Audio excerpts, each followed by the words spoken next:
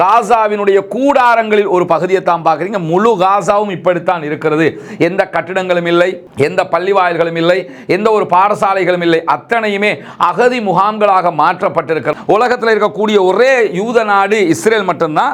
இஸ்ரேலுக்கு பக்கத்தில் பலஸ்டைன் என்கிற ஒரு நாட்டை நீங்கள் உருவாக்கி விட்டீங்கன்னா அது எங்களுக்கு பெரிய அச்சுறுத்தலாக இருக்கும். எனவே அதை செய்வதற்கு நாங்கள் ஒருபோதும் இடம் தர மாட்டோம். பாலஸ்தீன அரசாங்கத்தினுடைய கனவை ஒருபோதும் நனவாக்க முடியாது. ஏன்னா அது எங்களுக்கு அச்சுறுத்தல். யாருக்கு யாரா அச்சுறுத்தல்? கூட்டத்தோடு குடும்பத்தோடு கலந்து கொள்ளுங்கள் சகோதரர்களே. இதற்காக நேரம் ஒதுக்கி பயணியுங்கள். எங்க இருந்தாலும் கொழும்புக்கு வந்து இந்த ஆர்ப்பாட்டத்தில் பங்கெடுக்கணும் என்கிற ஒரு முடிவை எடுங்க. காரணம் என்னன்னு கேட்டா,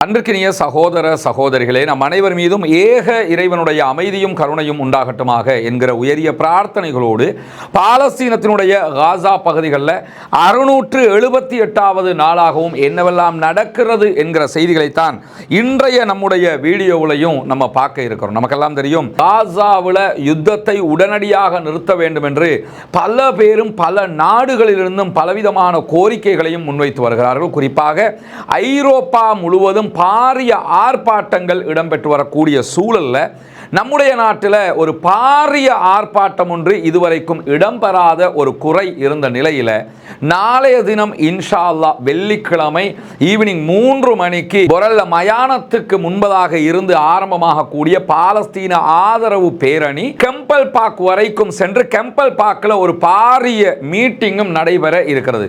இந்த ஆர்ப்பாட்டத்தில் கண்டிப்பாக கூட்டத்தோடு குடும்பத்தோடு கலந்து கொள்ளுங்கள் சகோதரர்களே. இதற்காக நேரம் ஒதுக்கி பயணியுங்கள்.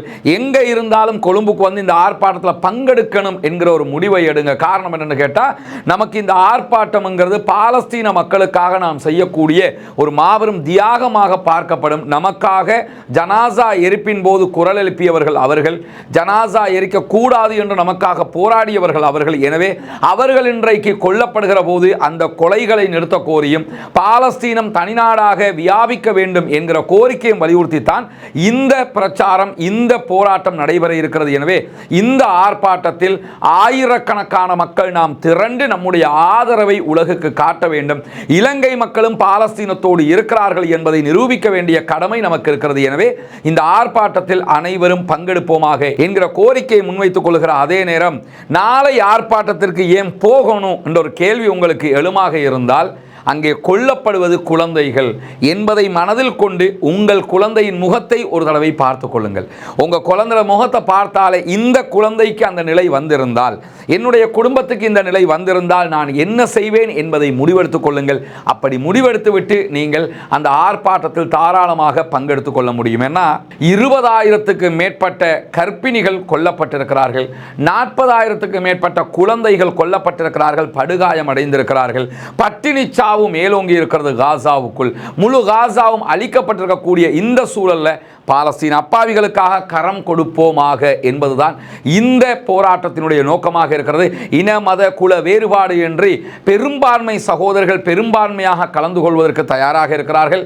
பல ஊர்களிலிருந்தும் இந்த ஆர்ப்பாட்டத்திற்காக பல பேரும் பங்கெடுக்க இருக்கிற செய்திகள் வெளிவந்து கொண்டிருக்கக்கூடிய இந்த சூழல்ல நாம் அத்தனை பேரும் பங்கெடுப்போமாக என்பதை கூறிக்கொண்டு, இன்றைக்கு காசாவுக்குள் இதுவரைக்கும் கடந்த 24 மணி நேரங்களுக்குள்ளாக 74 அப்பாவிகள் கொல்லப்பட்டிருக்கிறார்கள், ஷஹீதாகி இருக்கிறார்கள். இஸ்ரேலிய ஆக்கிரமிப்பு ராணுவத்தினுடைய தாக்குதல்கள் காரணமாக சுமார் 831 நபர்கள் காசாவிலே படுகாயம் அடைந்திருக்கிறார்கள் என்கிற கவலைக்குரிய செய்திகள் வெளியாகி கொண்டிருக்கக்கூடிய சூழல்ல காசா மக்களுக்கு குறைந்தது ஒரு நாளைக்கு 1000 கண்டெய்னர்கள் 1000 லாரிகளில் உணவு தேவை என்கிற கோரிக்கையை இன்றைக்கு அல் ஜசீராவில் பேசிய காசாவினுடைய சிவில் பாதுகாப்பு செய்தி தொடர்பாளர் வெளியிட்டிருக்கக்கூடிய காட்சிகளை, அறிக்கைகளை நம்ம பார்க்க முடியும். எனக்கு பின்னால் தெரிகிற இந்த காட்சியை நீங்க பார்ப்பீங்க. காசாவினுடைய கூடாரங்களில் ஒரு பகுதியை தான் பார்க்குறீங்க. முழு காசாவும் இப்படித்தான் இருக்கிறது. எந்த கட்டிடங்களும் இல்லை, எந்த பள்ளி வாயில்களும் இல்லை, எந்த ஒரு பாடசாலைகளும் இல்லை. அத்தனையுமே அகதி முகாம்களாக போர்களாக மாற்றப்பட்டிருக்கிறது. ஒவ்வொரு நாளும் நூற்றுக்கணக்கான மக்கள் கொல்லப்படுகிற அதே நேரம் உண்பதற்கு உணவில்லை, எடுப்பதற்கு மருந்துகள் இல்லை, குடிப்பதற்கு தண்ணீர் இல்லை என்கிற சோகமான சூழல்ல ஒரு நாளைக்கு 1000 லாரிகளாவது உணவு வேண்டும் என்கிற நிலை இருக்கும் போதும் இதுவரைக்கும் அதற்கு உரிய எந்த விதமான ஒத்துழைப்புகளையும் சர்வதேசம் வழங்காமல் இருக்கிறது. இஸ்ரேல் அந்த நாட்டுக்குள் நுழைகிற, காசாவுக்குள் நுழைகிற அத்தனை உணவுகளையும் மருந்துகளையும் தடுத்துக் கொண்டே இருக்கிறது. எனவேதான் பட்டினி சாவு மேலோங்கி இருக்கிறது. சகோதரர்களே, காசா அப்பாவிகளுக்காக பிரார்த்திப்போமாக என்கிற கோரிக்கைகளோடு காசா நகரத்தினுடைய ஜாயிட் டவுன் சுற்றுப்புற பகுதிகளில் இன்றைக்கு தரைவழி மற்றும் வான்வழி தாக்குதல்களை உக்கிரமாக நடத்தி இருக்கிறது இஸ்ரேலிய ஆக்கிரமிப்பு ராணுவம் என்கிற செய்திகள் வெளியாகி இருக்கிறது. குறிப்பாக இந்த ஒரு சில நாட்கள் நீங்க எடுத்துக்கிட்டீங்கன்னா வான்வழி தாக்குதல்களை தான் இஸ்ரேல் உக்கிரமாக நடத்தி கொண்டிருந்த அதே நேரம் இன்றைக்கு அவர்கள் மீண்டும் தரைவழி தாக்குதல்களை ஆரம்பித்திருக்கிறார்கள். இந்த தரைவழி தாக்குதல்கள் பீரங்கி தாக்குதல்கள், வான்வழி தாக்குதல்கள் நடத்தப்படுகிற அதே நேரம் ராணுவ வாகனங்கள் கடுமையான துப்பாக்கி சூடுகளை நடத்தி கொண்டிருக்கிறார்கள் என்று ஜாயிட் டவுனில் இடம்பெறக்கூடிய இந்த தாக்குதல்கள் தொடர்பாக அல் ஜசீராவினுடைய பத்திரிகையாளர்கள் தெரிவிக்கக்கூடிய செய்திகளை அல் ஜசீரா ஒளிபரப்பிக் கொண்டிருக்கிறது. எனவே இன்றைக்கு ஜாயிட் டவுன் பகுதிகளில் உக்கிரமான தாக்குதல்களை பாலஸ்தீன அப்பாவிகள் மீது இஸ்ரேலிய ஆக்கிரமிப்பு ராணுவம் நடத்தி கொண்டிருக்கிறது என்கிற செய்திகள் வெளிவந்திருக்கிற அதே நேரத்தில் இஸ்ரேலிய பிரதமர் பெஞ்சமின் நெதன்யாகு இன்றைக்கு வெளியிட்டிருக்கக்கூடிய ஒரு அறிக்கையில் என்ன சொல்லியிருக்கிறார் என்று சொன்னால், இரண்டாம் உலகப் போர் நேரத்தில் ஜெர்மனியினுடைய ட்ரெசன்டன் என்கிற நகரத்தின் மீது எப்படி நேச நாடுகள் குண்டுகளை வீசியதோ அதுபோன்று நேச நாடுகள் காசா மீதும் குண்டுகளை வீச வேண்டும் என்கிற ஒரு நகைப்புக்குரிய கோரிக்கையை பெஞ்சமின் நெதன்யாகு வெளியிட்டிருக்கிறார். ஏன்னா காசாவுக்குள்ள முழுவதுமாக இஸ்ரேல் யுத்தம் பண்ணிக்கிட்டு இருக்குது. இஸ்ரேலுடைய இந்த யுத்தத்தினால காசாவில் இருக்கக்கூடிய பாலஸ்தீன விடுதலை ராணுவத்தை ஜெயிக்க முடியல. இஸ்ரேல் மொத்தமாக 0% மாறிட்டாங்க. எனவே மீண்டும் ஒரு யுத்தம் என்று போனாலும் அங்கு தோல்விதான் வரப்போகிறது என்பதை இஸ்ரேலிய ஆக்கிரமிப்பு ராணுவமே திரும்ப திரும்ப சொல்லிக் கொண்டிருக்கக்கூடிய நேரத்தில் தான் எங்களால் முடியாதுடா, நீங்க வந்து குண்டு போடுங்கடா என்கிற விதமாக என்ன பண்றாப்லன்னா, நேச நாடுகள் எப்படி ஜெர்மன் மேல குண்டு போட்டாங்களோ அது மாதிரி காசா மேல வந்து குண்டு போடுங்க என்கிற கோரிக்கையை அவர் எழுப்பி இருக்கிறார். மொத்தத்தில் நாங்கள் பெட்டைகளாகிவிட்டோம், நாங்கள் தோற்று போய்விட்டோம், எங்களுக்கு வக்கில்லாத நிலையாகிவிட்டது. எனவே நீங்க வந்து காசாவை அழிங்க, அப்போவாவது பாலஸ்தீன விடுதலை அமைப்பு இல்லாம போகுதான்னு சொல்லி பார்ப்போம் என்பதுதான் பெஞ்சமின் நெதன்யாகுவினுடைய இந்த அறிவிப்பினுடைய சாராம்சமாக இருக்கிறது. நேற்றைய தினம் அவரே ஒரு மீடியாவுக்கு வழங்கி இருக்கக்கூடிய, இஸ்ரேலிய மீடியாவுக்கு வழங்கி இருக்கக்கூடிய பேட்டியில் என்ன சொல்றாருன்னா, நாங்க பறந்துபட்ட கிரேட்டர் இஸ்ரேலை உருவாக்குகிற திட்டத்தை உச்சமாக கையிலே வைத்துக் கொண்டிருக்கிறோம். இத்து போனவங்களுக்கு இதுவரைக்கும் காசாவையே மொத்தமாக கைப்பற்றிக் கொள்ள முடியல, நார்த் காசாவை கூட கண்ட்ரோல் பண்ண முடியல, காசாவிலே தோல்விக்கு மேல தோல்வி அடைஞ்சிட்டோம் இவனே பகிரங்கமாக சொன்னதுக்கு பிறகு மீண்டும் என்ன வந்து சொல்றாப்லன்னா, கிரேட்டர் இஸ்ரேலை உருவாக்க போறோம் என்கிற ஒரு பேச்சு எடுத்திருக்கிறார். இதெல்லாம் எதுக்குன்னு கேட்டா, இந்த கிரேட்டர் இஸ்ரேல் என்று பேசும்போது திரும்ப ஏதாவது எதிர்ப்புகள் வரும்போது அதை வைத்து அரசியல் காய் நகர்த்தல்களை செய்து கொள்வதற்குத்தான் பெஞ்சமின் நெதன்யாகு தடுமாறுகிறாரே தவிர அவருடைய இராணுவமும் அவருடைய அரசாங்கமும் அவருடைய அரசியலும் மொத்தமாக தோல்வி அடைந்திருக்கிறது என்பதை சர்வதேசமே இப்பொழுது பார்த்து கொண்டிருக்கக்கூடிய சூழல்களில் காசாவுக்கான இராணுவத்தினுடைய திட்டம் அரசியல் தலைமைகளுடைய எதிர்பார்ப்புகளை பூர்த்தியாக்கவில்லை என்று சொல்லி இன்றைக்கு இஸ்ரேலிய இராணுவ ஆதாரங்களை மேற்கோள் காட்டி மாரிவ் செய்திப்பிரிவு, இஸ்ரேலுடைய செய்திப்பிரிவு ஒரு செய்தியை வெளியிட்டிருக்கிறாங்க. என்னன்னா, அரசாங்கத்தில் இருக்கக்கூடிய அமைச்சர்கள், அரசாங்கத்தில் இருக்கக்கூடிய பிரதம மந்திரி உள்ளிட்டவங்க எல்லாம் இராணுவத்துக்கு என்ன சொல்றாங்கன்னா, அதிகமான துப்பாக்கி சூடுகளை நடத்துங்க, இராணுவத்தை அப்படியே காசாவுக்குள்ள இறக்கி சுட்டு தள்ளுங்க, எல்லாரையுமே மொத்தமான அழிவு ஒன்றை உண்டாக்குங்க, கனரக துப்பாக்கி சூடுகளை நடத்தணும், பெரிய படைகளை எல்லாம் பயன்படுத்தணும் என்று சொன்னாலும் இஸ்ரேலிய ஆக்கிரமிப்பு ராணுவத்துக்கு இருக்கக்கூடிய பிரச்சனை என்னன்னு சொன்னா, ஆள் பற்றாக்குறை இருக்கிறது, ஆயுத பற்றாக்குறை இருக்கிறது. எல்லாவற்றுக்கும் மேலாக காசாவுக்குள்ள என்னதான் நம்ம போய் மொத்த தாக்குதல்களை நடத்தினாலும் நம்முடைய தாக்குதல்களை பாலஸ்தீன விடுதலை ராணுவம் எதிர்கொள்கிறது, நம்ம ஆக்களை சுட்டு கொண்டுறாங்க, எனவே நம்ம முன்னாடி போக முடியாது என்கிற அச்சம் அவர்களுக்கு மிக தெளிவாக இருக்கிற போதுதான் இஸ்ரேல் அரசாங்கம் எப்படியாவது அழிங்கங்கறாங்க.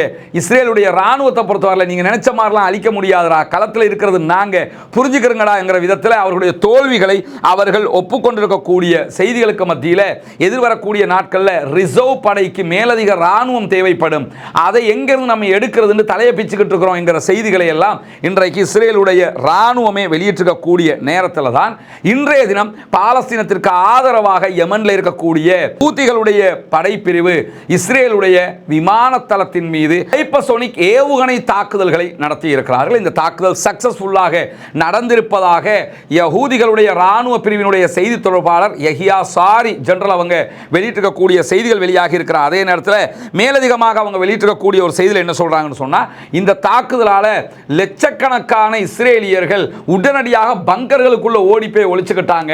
ஏன்னா அட்டாக் வருகிறது, நமக்கு மேல விழுந்துருங்கிற பயத்தில் ஓடி போய் ஒளிச்ச காட்சிகள் எல்லாம் வெளியாகி இருக்கிறது என்று சொல்லி இன்றைக்கு யமன்ல இருக்கக்கூடிய ஹூதிகள் செய்தி வெளியிட்டிருக்காங்க. தொடர்ந்து இஸ்ரேலுக்கு எதிராக, இஸ்ரேலுக்கு ஆதரவாக இருக்கக்கூடிய நாடுகளுக்கு எதிராக செங்கடல்ல தாக்குதல்களை நடத்தி வரக்கூடியவங்க இஸ்ரேல் மீதும் தொடர்ந்து ஏவுகணை தாக்குதல்களையும் அவ்வப்போது நடத்தி வரக்கூடிய நிலையில தான் இந்த தாக்குதல்களையும் அவர்கள் நடத்தி இருக்கிறார்கள் என்பதை நம்ம பார்க்க முடிகிறது. அதே நேரத்தில் வெஸ்ட் பேங்க் மேற்கு கரை பகுதிகளில் 3400 புதிய வீடுகளை கட்டுவதற்கு இஸ்ரேலுடைய நிதி அமைச்சு அனுமதி கொடுத்திருக்கிறது என்கிற செய்திகள் இன்றைக்கு வெளியாக இருக்கிறது. குறிப்பாக மேற்கு கரையில் இருக்கக்கூடிய மேலே அடுமிம் என்கிற ஒரு பகுதி, இந்த பகுதி ஆல்ரெடி பாலஸ்தீனத்தினுடைய ஒரு பகுதி.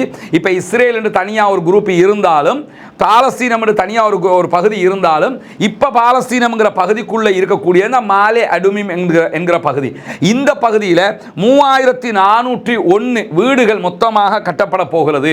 இதற்கு நாங்கள் அனுமதி கொடுத்திருக்கிறோம் என்கிற செய்திகள் அவங்க சொல்லி இருக்கிறாங்க. இஸ்ரேலுடைய நிதி அமைச்சு இந்த அறிக்கைகளை வெளியிட்டிருக்கிறது.